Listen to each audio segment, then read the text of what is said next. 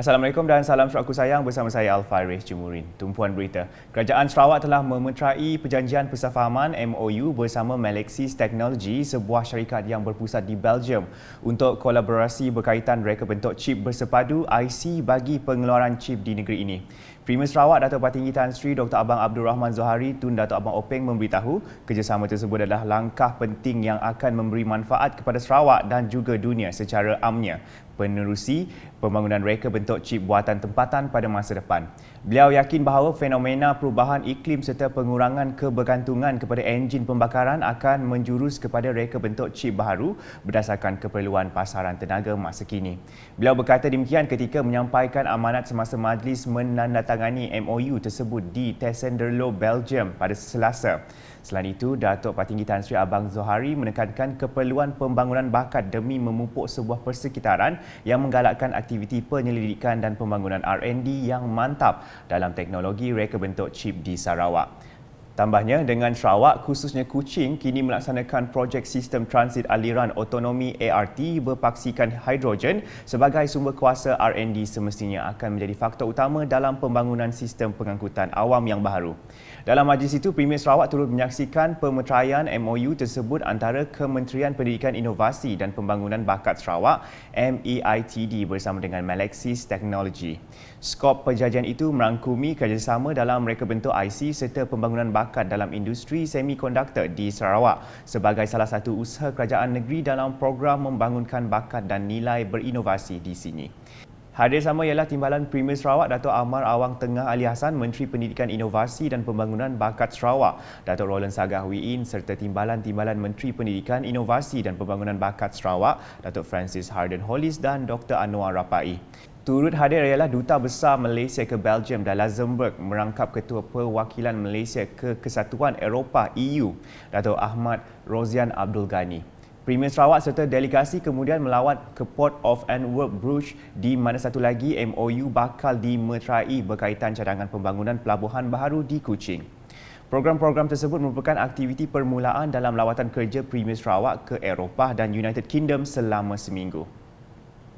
Berita seterusnya. Tuan Yang Terutama TYT yang di-Pertua Negeri Sarawak, Tun Pihin Sri Abdul Taib Mahmud menerima kunjungan hormat Ketua Pengarah Jabatan Kemajuan Islam Malaysia JAKIM, Datuk Hakimah Muhammad Yusof di Demak Jaya di Kuching pada Selasa. Menurut Datuk Hakimah, kunjungan itu bertujuan memaklumkan dan menyampaikan hasrat untuk menjemput TYT menghadiri Majlis Convocation Institut Kemahiran Malaysia Sarawak IKMAS yang ke-18 pada 9 Ogos depan. 178 student yang akan menerima diploma dan CJ mereka, yang mana kali ini kita gabungkan 3 tahun sebenarnya. Semasa PKP yang lalu kita tidak dapat mengadakan majlis convocation secara fizikal untuk tahun graduan tahun 2020 dan juga tahun 2021. Jadi untuk tahun 2022 ini kita kumpulkan mereka semua ini untuk disampaikan sijil dan diploma mereka lah di convocation kali ini. Beliau berkata demikian semasa ditemui media selepas kunjungan hormat tersebut. Ini merupakan kunjungan pertama Datuk Hakimah kepada TYT setelah dilantik menjadi Ketua Pengarah JAKIM berkuasa 21 Mac 2022. Selanjutnya, Menteri di Jabatan Premier Sarawak Datuk John Siki Tayai berharap program sukan seperti pertandingan Persahabatan Badminton Piala yang berbahagia Datin Melia dapat diteruskan pada masa akan datang. Katanya pertandingan itu bukan sahaja membantu dalam mengeratkan hubungan silaturahim antara peserta di Dun Kakus, malah membantu dalam meningkatkan kualiti kesihatan mereka. Kesatu menyekut pengurusi majlis kita itu tadi, saudari Puan Koni, banyak grafik ke kaul untuk mengeratkan silaturahim, mengapat ke kaul. Kita itu mulai berdiri sama diri. Lebih hebat kita ke Dun Kakus. Kita bagai nemu tanpa exercise yang mencukupi, melemahkan tubuh badan. Jadi kedudilah, bukan sebenarnya sedang hidup, dia suh mengatur ke program bagi kita yang 60 kakus. Tentu ialah dia suh agak propal. Udahnya ke tahun baru itu ialah Lapan kita itu dua bekas umur yang menyekut pengurusi kita itu tadi, pengurusi ahli jatuhkuasa penganjur tu, Puan Kuni tadi. Lapan kita misi orang kebiak. Kita menggak main orang kebiak ianya 1828, betul? 1828 berartinya balas sidak akademia digagak kita menggak City Team ke bagian. Ia kebubuhan 18 kali 28 City Team. Beliau berkata demikian semasa menyempurnakan pertandingan tersebut di Dewan Masyarakat Kampung Dagang Tatau baru-baru ini. Dalam majlis sama, Datuk John Siki turut menyampaikan insentif kepada 10 orang pelajar cemerlang Sijil Pelajaran Malaysia SPM 2021 dari Sekolah Menengah Kebangsaan SMK Tatau. Selain itu, beliau turut mengumumkan pemberian geran projek kecil luar bandar MRP sebanyak RM30,000 untuk menaik taraf Dewan Serbaguna Kampung Dagang Tatau. Berita di Igan. 2 projek sakit di Igan kembali dilaksanakan semula selepas beberapa pendekatan diambil oleh Jabatan Kerja Raya JKR. Menurut Timbalan Menteri di Jabatan Premier Sarawak, Integriti dan Ombudsman, Datuk Mursyid Diraja Dr. Juanda Jaya, projek pertama iaitu pembinaan jalan akses ke Pantai Igan dijadual siap sepenuhnya sebelum 31 Ogos depan. Katanya satu lagi projek iaitu pembinaan jalan dari Simpang Igan ke Sungai Ilas yang dijadual siap dalam tempoh 6 bulan dari sekarang. Alhamdulillah setelah dibuat beberapa usaha oleh pihak JKR, projek-projek ini sudah mula menampakkan peningkatan dari sudut progres dan saya amat berpuas hati dengan pemantauan berterusan oleh pihak JKR memastikan kontraktor yang telah dilantik melaksanakan tugas sebagaimana yang sepatutnya. Jalan akses ke Pantai Igan ini insya-Allah akan menjadi kawasan rekreasi dijangka siap sepenuhnya sebelum perayaan Hari Kemerdekaan 31 Ogos nanti. Manakala jalan daripada Simpang Igan ke Sungai Ilas yang sejauh hampir 11 km, insya-Allah dalam 6 bulan lagi dapat disiapkan. Datuk Dr. Juanda berkata demikian kepada Unit Komunikasi Awam Sarawak UKAS semasa melakukan lawatan ke tapak projek berkenaan di sekitar Igan pada Isnin. Terdahulu, Ahli Dewan Undangan Negeri Jemoreng itu diberikan taklimat kemajuan projek oleh pihak kontraktor. Beliau kemudian meninjau projek cadangan naik taraf Pusat Sumber JKKK Kampung Sekerang Igan dan beberapa buah rumah kediaman untuk melihat projek cadangan baik pulih rumah di bawah program Penambahbaikan Rumah Rakyat Miskin Sarawak MRP-PPRMS. Pada sebelah petang, Datuk Dr. Juanda telah merasmikan pengoperasian RHB Bank Mobile ATM dan CDM bergerak di Medan Selera Igan. Dalam ucapan ringkasnya, beliau merakamkan penghargaan kepada pihak RHB atas usaha menyediakan kemudahan van ATM dan CDM RHB bergerak di kawasan itu. Katanya penyediaan kemudahan bank bergerak itu akan memudahkan urusan harian masyarakat dan peniaga di Igan untuk mengambil, menyimpan termasuk memindahkan wang. Sementara itu, Pengerusi Medan Selera Igan, Isna Wahidah Adeni amat berterima kasih kepada Datuk Dr. Juanda dan pihak RHB kerana memudahkan urusan perbankan penduduk di kampung.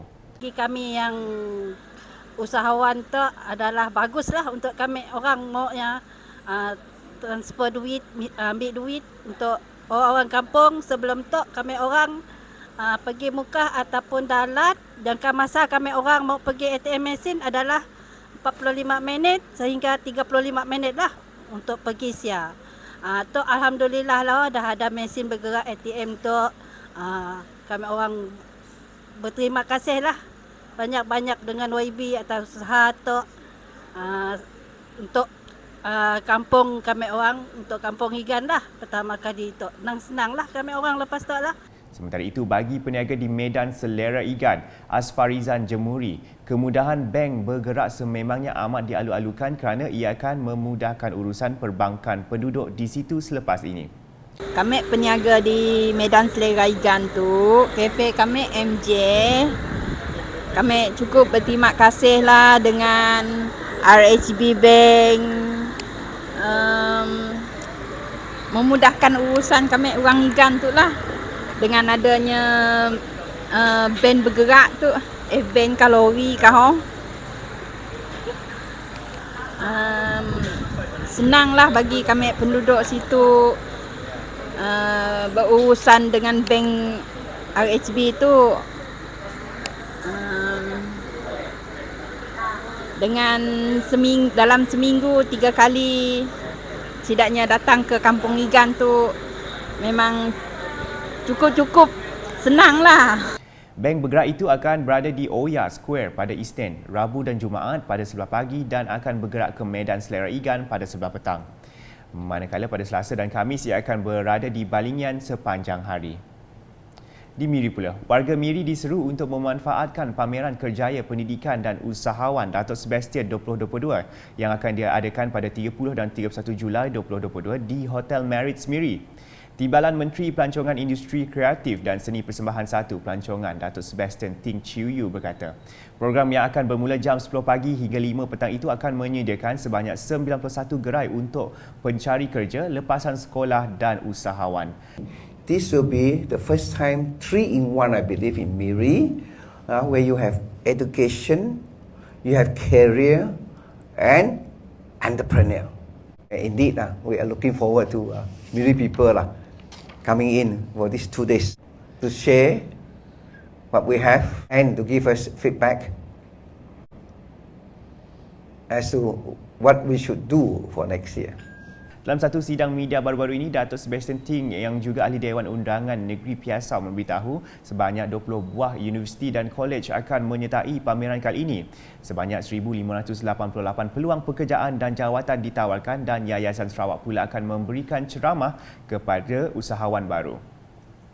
Balik ke laporan seterusnya. Rakyat Sarawak dinasihatkan agar terus mematuhi prosedur operasi standard SOP fasa endemik dan kekal peka dengan perkembangan kes COVID-19 yang masih lagi membelenggu negara ketika ini. Ini susulan daripada kes jangkitan COVID-19 di Sarawak yang mana telah menunjukkan peningkatan pada Minggu Epidemiologi ke-29 dengan 437 kes baru direkodkan berbanding 367 kes pada minggu sebelumnya. Lantaran itu, wartawan UKAS telah turun padang ke lokasi sekitar Bandaraya Kuching untuk mendapatkan reaksi awam berhubung perkara ini. Walaupun sekarang ekonomi dah kembali berjalan seperti biasa, tapi kita sebagai rakyat perlu menjaga SOP lah. Kita perlu menjaga macam penjarakan sosial, pakai pelitup muka yang lebih sesuai lah untuk keselamatan kita dan orang lain juga. Macam kita mbak pembeli kita keluar, kita sepatutnya apa kata orang pelitup muka atau mesti ada lah. Lepas tu jangan terlalu pergi ke tempat yang sesak dengan orang ramai lah macam tu. Jaga orang lain juga, sama-sama jaga diri sendiri lah. Kita mau keluar dengan keluarga, paket, amas, tutup mulut. Saya jaga kesihatan lah. Jaga kesihatan keluarga sama orang awam lah. Kalau kumpul itu aja lah. Kami merasa risau dengan peningkatan kes COVID yang semakin meningkat minggu lepas yang sebanyak 437 kes. Kami merasakan itu disebabkan oleh kurangnya pematuhan SOP di kalangan masyarakat lah. Walaupun ia dah dilonggarkan, tapi ada juga segelintir pihak yang tidak mematuhi SOP itu. Si menjaga penjarakan sosial, membuka emas di dalam bangunan. Ya, mungkin antara puncanya lah. Kita sebagai orang awam tu sepatutnya menjaga diri kita supaya orang di sekeliling selamat juga. Hopefully semua bolehlah menjaga SOP masing-masing. Sekian edisi tengah hari bersama saya Al-Faris Jemurin. Berita lebih lanjut boleh didapati di semua platform media sosial UKAS termasuk portal ukas.sarawak.gov.my dan UKAS Channel di YouTube. #menyebar fakta. Salam UKAS.